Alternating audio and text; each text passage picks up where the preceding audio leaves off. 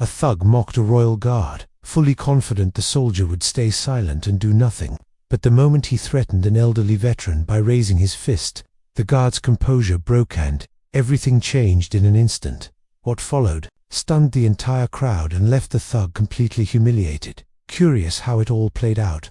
Make sure to hit that subscribe button and let us know in the comments where you're watching from. Now, let's dive into the full story. The afternoon sun cast long shadows across the forecourt of Buckingham Palace, where dozens of tourists gathered with cameras raised, eager to capture the perfect shot of the iconic royal guards. The red-coated sentries stood like statues, their tall black bearskin hats adding to their imposing presence. Among them, Sergeant Thomas Whitmore maintained his position with the unwavering discipline that had been drilled into him through years of military service. At 32 years old, Whitmore had seen more than his fair share of combat. 3 tours in Afghanistan had taught him the true meaning of duty, honor, and sacrifice. The ceremonial uniform he now wore was a far cry from the desert camouflage he'd grown accustomed to, but the responsibility remained the same. He was a guardian, protector of tradition, and symbol of British military excellence. The crowd was typical for a Tuesday afternoon, families with young children pressing against the barriers, elderly couples reminiscing about their own service days, and the occasional rowdy group of teenagers testing the boundaries of acceptable behavior. Whitmore had learned to tune out the constant chatter, the flash of cameras, and the inevitable attempts by visitors to make him react. That's when Danny the Brute Callahan made his entrance. At 28, Danny was a walking advertisement for every negative stereotype about British street thugs. His muscled frame was covered in poorly executed tattoos that told stories of prison time and gang affiliations. Gold teeth gleamed when he smiled, which he did often, usually right before causing trouble. His reputation in East London was built on intimidation, petty crime, and an unfortunate talent for finding the weak spots in people's defenses. Danny had come to Buckingham Palace with his usual crew of hangers-on, but this wasn't a casual tourist visit. He'd made a bet with his mates at the pub the night before. £50 said he could make one of those toy soldiers break character. His friends had laughed, egging him on with tales of their own failed attempts to rattle the guards. But Danny was different. Danny was special. At least, that's what he told himself, as he approached Whitmore's position, cracking his knuckles and rolling his shoulders like a boxer preparing for a fight. The crowd began to take notice. Children pressed closer to their parents, sensing the shift in atmosphere. Experienced tourists who had seen this type of behavior before started backing away, phones already recording what they suspected might become an incident. "Look at this plastic soldier," Danny announced loudly, his voice carrying across the courtyard with deliberate provocation. "Bet I can make you flinch, mate." He positioned himself directly in front of Whitmore, close enough that the guard could smell the stale beer on his breath and see the malice glinting in his bloodshot eyes. Danny's face was inches away, his breathing heavy with excitement and barely contained aggression. The tourists formed a semicircle around them, some horrified, others morbidly fascinated by the unfolding confrontation. But Whitmore didn't move, not even a twitch. His eyes remained fixed on the horizon, his posture perfect, his rifle held at precisely the correct angle. Years of training had taught him that reacting to provocateurs only encouraged them. The uniform he wore represented something greater than himself, and he would not dishonor it by engaging with street thugs looking for their 15 minutes of fame. Danny's confident smirk began to falter as seconds stretched into a full minute. He'd expected some reaction, a blink, a slight movement, anything that would give him ammunition to claim victory. Instead, he found himself staring at what appeared to be a man carved from stone, completely unmoved by his presence. The silence stretched uncomfortably as Danny tried to process what he was experiencing. In his world, respect was earned through fear, and fear was generated through displays of dominance. He'd never encountered someone who simply refused to acknowledge his existence, treating him as nothing more than another tourist with a camera. "Come on then," Danny shouted, his voice cracking slightly with frustration. "Look at me, I'm talking to you." Still nothing. Whitmore's breathing remained steady and controlled, his gaze never wavering from its fixed point somewhere beyond the crowd. In his peripheral vision, he could see Danny growing more agitated. But years of experience had taught him that patience was often the most powerful weapon against bullies. The crowd began to murmur among themselves, some expressing admiration, For the guards' discipline, others growing uncomfortable with the escalating tension. A few tourists started to leave, sensing that the situation might deteriorate beyond mere verbal harassment. Danny turned to address his audience, desperate to salvage his reputation. See what I mean? They're not even real soldiers, just dress-up toys for the tourists. His voice carried a note of desperation now, the bravado cracking like old paint. He began circling Whitmore like a predator, looking for any sign of weakness or vulnerability. Probably never even been in a real fight, he continued, playing to the crowd. All that fancy gear, and they can't even defend themselves. What Danny didn't know, what he couldn't know, was that the man he was taunting had been forged in the crucible of real combat. Whitmore had faced down insurgents in the mountains of Afghanistan, had held dying comrades in his arms, had made split-second decisions that meant the difference between life and death for his entire unit. A loud-mouthed bully in a tourist area was barely worth registering as a threat. But then Danny made his first serious mistake. Frustrated by his inability to provoke a reaction, he hawked up a mouthful of phlegm and spat directly onto Whitmore's polished boots. The glob of saliva struck the immaculate black leather with a wet splat that seemed to echo across the suddenly silent courtyard. The crowd gasped collectively. Even Danny's own friends looked shocked by the escalation. Spitting on a royal guard wasn't just disrespectful, it was assault, and everyone present knew it. For a moment, time seemed suspended. Whitmore's eyes moved downward, taking in the sight of the spit slowly sliding down his boot. The leather that he'd spent 20 minutes polishing that morning now bore the mark of Danny's contempt. When his gaze returned to the horizon, there was something different in his expression, not anger, but a cold calculation that hadn't been there before. The crowd held its breath, waiting to see how this unprecedented violation would be addressed. Some expected the guard to finally break character, to shout or call for assistance. Others hoped he would simply ignore it, maintaining the stoic dignity that had made the royal guards legendary. But Danny interpreted the continued silence as weakness, as proof that these ceremonial soldiers were exactly what he claimed them to be, powerless performers in fancy costumes. His face twisted into a triumphant sneer as he prepared to press his advantage. That's when Norman Briggs stepped forward. At 82 years old, Norman Briggs moved with the careful deliberation of someone whose body had endured more than 8 decades of wear, but whose spirit remained unbroken.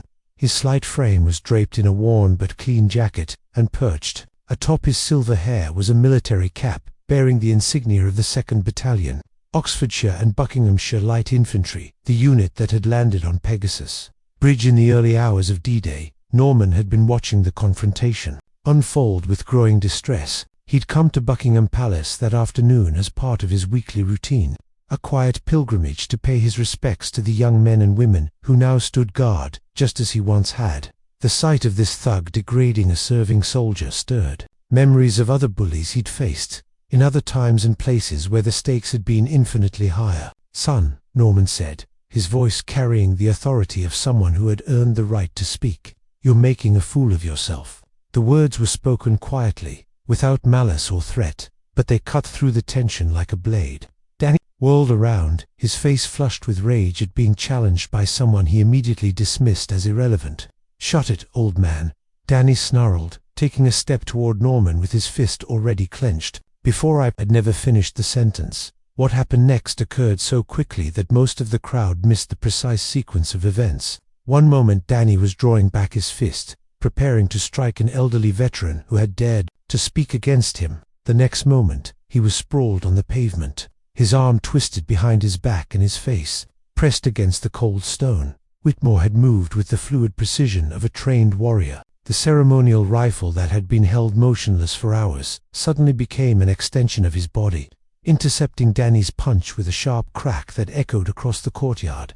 The impact sent vibrations through Danny's arm and shoulder, numbing his fingers and sending his carefully planned attack spiraling into chaos. But Whitmore wasn't finished. In one continuous motion, he stepped forward, using Danny's own momentum against him. His left hand caught Danny's extended arm, applying pressure to nerve points that sent waves of pain shooting up to his shoulder.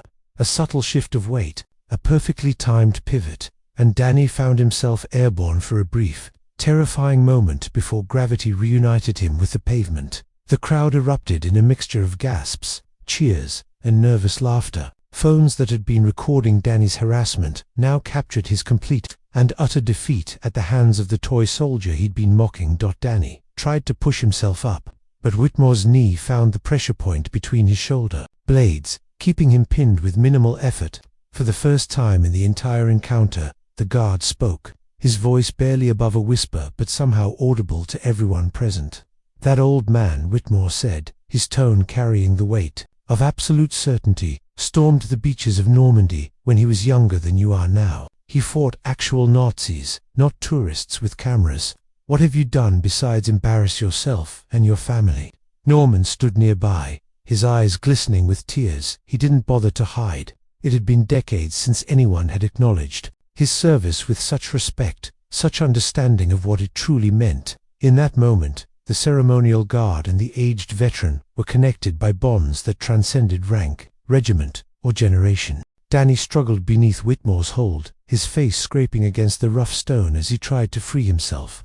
The pain in his shoulder was excruciating, but it was nothing compared to the humiliation of being defeated so completely in front of dozens of witnesses. His carefully cultivated reputation as a tough guy had been shattered in a matter of seconds. "Get off me," he wheezed, his voice muffled by his position.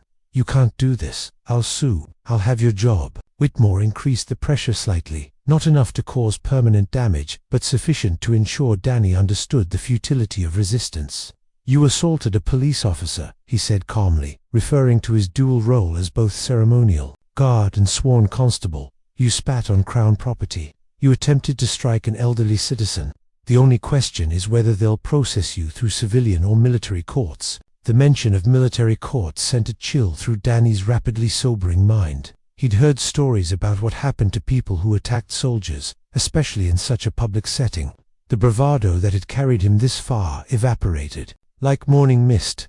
In the distance, the sound of sirens grew steadily louder. Someone in the crowd had called the Metropolitan Police, and backup was rapidly approaching. Whitmore had already radioed for assistance using the communication system built into his ceremonial equipment, providing a detailed report of the incident. While maintaining his hold on the subdued attacker. Norman approached slowly, his aged hands trembling slightly as he looked down at the man who had threatened him moments earlier. There was no anger in his expression, only a profound sadness at the waste of potential he saw in Danny's choices. "You know, son," Norman said, kneeling carefully beside Danny's prone form, "when I was your age, I was scared half to death most of the time. Scared of dying, scared of letting my mates down, scared of not being brave enough when it mattered. But I had something you don't seem to understand." Danny turned his head as much as Whitmore's grip would allow, glaring at the old man with hatred. "I had a cause worth fighting for," Norman continued. "Something bigger than myself, bigger than my own wants and fears. These young people in uniform today, they understand that. They serve something greater than their own egos." The crowd had grown considerably as word of the incident spread. Palace security was establishing a perimeter, gently moving tourists back while ensuring the scene remained clear for the arriving police officers. Several people were recording everything on their phones, and Norman had no doubt that videos of the confrontation would be circulating on social media within minutes. 3 police constables arrived on scene, their fluorescent yellow vests bright against the historic backdrop of the palace. They approached with professional caution, assessing the situation while Whitmore provided a concise briefing on what had transpired. "Sergeant Whitmore, 1st Battalion Grenadier Guards," he identified himself formally. "This individual spat on my boots, attempted to assault Mr. Briggs here, and then tried to strike me when I intervened. He's been subdued and is ready for transport." The lead constable, a woman in her 30s with the confident bearing of someone experienced in dealing with public disorder, nodded approvingly. "Right then, we'll take it from here, Sergeant. Excellent work." As the police officers took custody of Danny, fitting him with handcuffs and helping him to his feet with professional courtesy despite his continued verbal abuse, the crowd began to disperse. Many lingered, however, drawn by the opportunity to witness a genuine display of military precision and discipline. Danny's earlier swagger had been replaced by a hunched, defeated posture. His left wrist throbbed with what he suspected was a fracture from when Whitmore had twisted his arm, and his face bore scrapes from his intimate encounter with the pavement. As the officers guided him toward their vehicle, He shot one last venomous look at both Whitmore and Norman. "This isn't over," he muttered through swollen lips. "I know people. I'll be back." Whitmore, who had already resumed his ceremonial position, gave no indication that he'd heard the threat. But Norman, walking alongside the police escort, paused and turned back to face Danny with an expression of genuine pity. "Son," he said quietly, "I've met a lot of bullies in my time. Hitler was the biggest one of all. You know what they all had in common? They were cowards at heart, picking on people they thought couldn't fight back. The difference is, some of us learned better. It's not too late for you to do the same." Danny's response was a string of profanities that caused several tourists to cover their children's ears. The police constables quickened their pace, eager to remove him from the scene before he could cause further disruption. As the police car pulled away, its occupant still ranting from the back seat, a remarkable thing happened. The crowd, rather than dispersing, began to applaud. It started with a few scattered claps from elderly visitors who had served in various conflicts over the decades. Soon, it spread to include families, young couples, and even teenagers, who had initially seemed more interested in their phones than the ceremony unfolding before them. Norman found himself at the center of the impromptu celebration, with people approaching to shake his hand and thank him for his service. Many had questions about his experiences during the war, but he deflected most of them with the humble grace of someone who had never sought recognition for doing what he saw as his duty. A young girl, perhaps 8 years old, broke free from her parents and ran up to Whitmore's position. In her small hand was a single red rose that she'd been carrying throughout her visit to the palace. Without a word, she placed it carefully at the base of his rifle, then stepped back and offered a solemn salute that she'd obviously learned from watching military ceremonies. Whitmore's eyes flicked down to acknowledge the gift, and for just a moment, the corner of his mouth twitched in what might have been the beginning of a smile. The gesture was so slight that only those standing directly in front of him could have noticed, but it was enough to send a ripple of warmth through the crowd. The girl's parents approached to collect their daughter, but not before the father. A man in his 40s, wearing a veteran's pin on his lapel, offered his own salute to both Whitmore and Norman. "Royal Navy, HMS Sheffield," he said simply. "Falklands, 82. Well done, both of you." As the immediate excitement of the incident began to fade, Norman found himself in conversation with several other veterans who had been drawn to witness the confrontation. There was something about the shared experience of military service that created instant bonds between strangers, a common language of duty and sacrifice that needed no translation. An elderly woman approached, wearing a blazer adorned with medals and pins from various service organizations. "I was in the WRNs during Korea," she said, introducing herself to Norman. "Haven't seen someone put a bully in his place like that since my petty officer days. That young guard did us all proud." Norman nodded, his attention drifting between the conversation and his continued observation of Whitmore, who had returned to his motionless vigil as if nothing had happened. The rose remained at the base of his rifle, a splash of color against the black leather and polished metal of his equipment. "You know," Norman said thoughtfully, "people today don't always understand what it means to serve. They see the ceremony, the tradition, the fancy uniforms, and they think it's all for show. But that young man there, he's carrying on something that goes back centuries. The same spirit that sent us to Normandy, that held the line at Waterloo, that kept watch on Hadrian's Wall." A teenage boy who had been listening to the conversation spoke up hesitantly. "My granddad was in the army," he said. "He died when I was little, but Mum says he would have been proud to see what happened today." Norman smiled at the boy, seeing something in his eyes that reminded him of his own younger self, curious, respectful, but uncertain about his place in the world. "What was your granddad's regiment?" he asked. "The Peraz, I think. He was at Arnhem." Norman's expression grew more serious. "Market Garden. That was a hard fight. Son, your granddad was a brave man." The boy straightened slightly, as if the weight of his family's military history had suddenly become more real to him. Do you think I could do something like that? Join the army? I mean, that depends," Norman replied carefully. "Are you willing to put something bigger than yourself first? Can you stand up for people who can't stand up for themselves? Can you face down bullies like the one we saw today, even when you're scared?" The boy considered this for a long moment, his gaze moving between Norman's weathered face and Whitmore's steadfast form. "I think so," he said finally. "I'd like to try. Norman reached into his jacket pocket and pulled out a business card for a local army recruiting office. "When you're ready," he said, handing it to the boy. "Tell them Norman Briggs sent you. And remember, courage isn't about not being afraid. It's about doing the right thing even when you are afraid." As the afternoon wore on, the crowd continued to evolve, with new visitors arriving to see the guards and learning about the incident from those who had witnessed it. The story grew with each telling, as stories do, but the core truth remained unchanged. A bully had challenged the wrong person and learned a hard lesson about the difference between looking tough and being tough. A news crew arrived as word of the incident spread through social media. The footage recorded by tourists had already begun circulating online, with #RoyalguardJustice trending across multiple platforms. The reporter, a young woman with ambitious eyes and a microphone bearing the logo of a major news network, approached Norman with professional enthusiasm. "Sir, I understand you were the elderly gentleman who was threatened by the attacker. Would you be willing to speak with us about what happened?" Norman considered the request carefully. He'd spent most of his life avoiding attention, preferring to let his actions speak for themselves. But something about the day's events, about the public's reaction to witnessing genuine courage and discipline, made him reconsider. "I suppose I could say a few words," he agreed quietly. The camera rolled as the reporter introduced the segment, providing context about the incident and identifying Norman as a D-Day veteran. When she turned the microphone toward him, Norman paused for a moment, gathering his thoughts. "I didn't come here today looking for trouble," he began, his voice steady despite his age. "I come here most weeks, just to pay my respects to the young people who serve. What that man did, spitting on a soldier's boots, trying to make him look foolish, that's not who we are as a nation." The reporter leaned forward, sensing a deeper story. "What do you think motivated Sergeant Whitmore to act as he did?"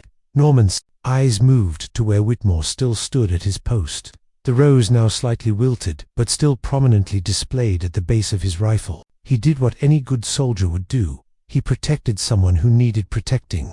That's what we train for, what we swear to do. It doesn't matter if you're in the desert fighting terrorists or in London dealing with bullies. The principle is the same." "Some people might say the guard used excessive force," the reporter prompted, clearly hoping for a controversial soundbite. Norman's expression hardened slightly. "That young man showed remarkable restraint. In my day, in war, someone who threatened civilians and assaulted military personnel wouldn't have walked away with just a sore wrist. Sergeant Whitmore used exactly as much force as necessary to end the threat, and no more. That's the mark of a true professional." Behind the reporter, a crowd had gathered to listen to Norman's impromptu interview. Many were nodding in agreement, clearly supportive of both his words and the guard's actions. A few held up phones, recording their own versions of the conversation, to share with friends and family. "Do you have a message for young people watching this?" the reporter asked as her final question. Norman straightened as much as his aged frame would allow, drawing on reserves of dignity that had sustained him through 8 decades of life. "Serve something greater than yourself," he said simply. "Whether it's your country, your community, or just the person standing next to you who needs help. Don't be like that bully who got carried away today. Be like Sergeant Whitmore, stand your ground, protect others, and do what's right even when it's difficult." As the news crew packed up their equipment, Norman found himself surrounded by well-wishers and fellow veterans sharing their own stories. The impromptu gathering had taken on the atmosphere of a reunion, with strangers bonding over shared values and mutual respect for military service. As evening approached and the crowds began to thin, Norman made his way back to Whitmore's position. The guard had maintained his vigil throughout the afternoon, apparently unaffected by the attention and drama that had swirled around him. The rose left by the young girl had attracted several more flowers from other visitors, creating a small memorial at the base of his post. Sergeant Norman said quietly, positioning himself just within the guard's line of sight, "I wanted to thank you before I head home." Whitmore's eyes flicked toward the elderly veteran for just a moment, a subtle acknowledgement that wouldn't violate his ceremonial duties but conveyed his attention. "You didn't have to step in like that," Norman continued. "You could have let the police handle it, stayed in position, followed protocol. But you saw someone who needed help, and you acted. That's what real soldiers do." A gentle breeze stirred the roses at Whitmore's feet. carrying their fragrance across the courtyard where the last few tourists of the day were taking their final photographs. The setting sun cast long shadows across the palace facade, painting the scene in warm golden hues that seemed to emphasize the timeless nature of the guard's vigil.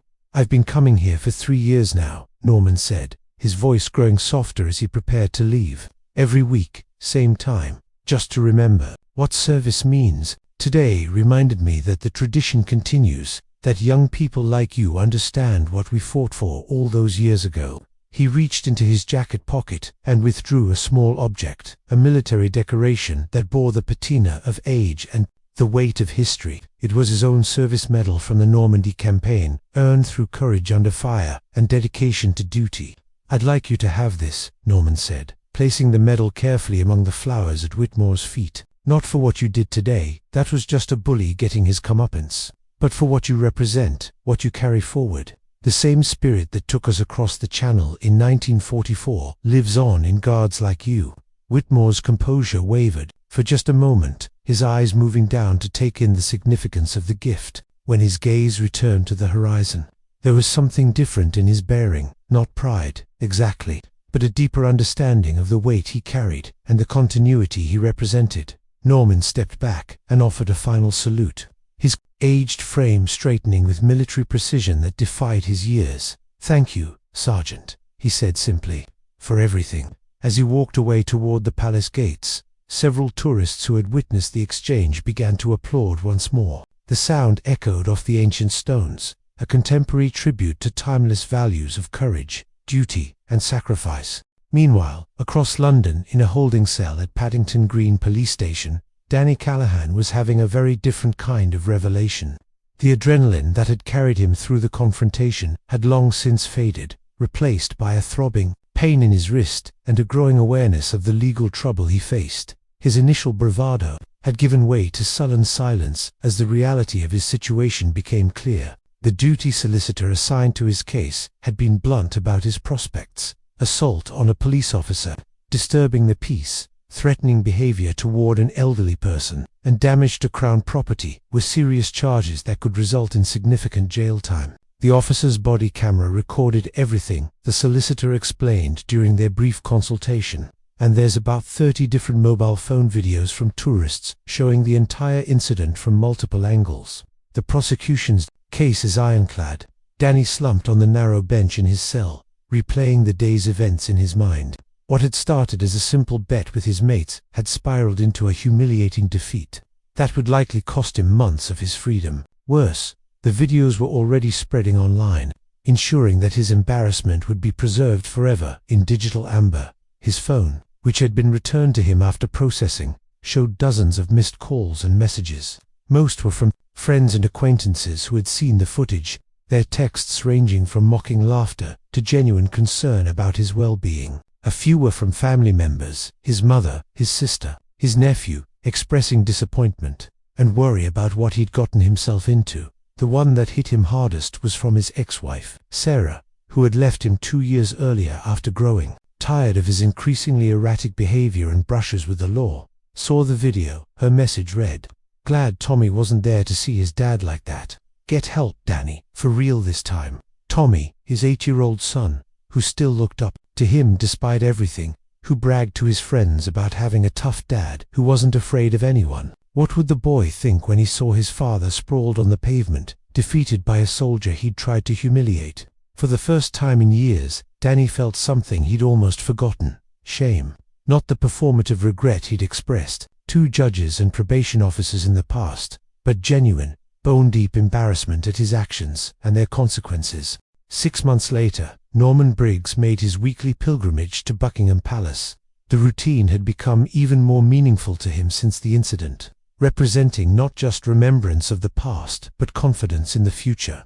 The story of the confrontation had become something of a legend among the veteran community, shared at British Legion meetings and military reunions as an example of how the traditions they'd fought to preserve lived on in the next generation.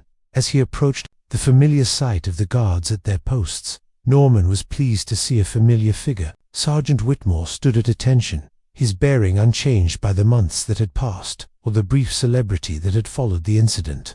The rose that the little girl had placed at his feet had long since been replaced by others, creating an ongoing tribute from grateful visitors. But there was something new today. A young man in civilian clothes standing respectfully nearby, watching the guard with obvious fascination. Norman recognized the teenager who had asked about joining the army on that eventful afternoon 6 months ago. "You came back," Norman observed, approaching the boy with a smile. "Yes, sir," the teenager replied, straightening unconsciously in Norman's presence. "I've been thinking about what you said, about serving something bigger than yourself. And what did you decide?" The boy gestured toward a folder he carried under his arm. "I've got my enlistment papers. Signed them yesterday. Basic training starts next month." Norman felt a warmth spread through his chest that had nothing to do with the afternoon sun.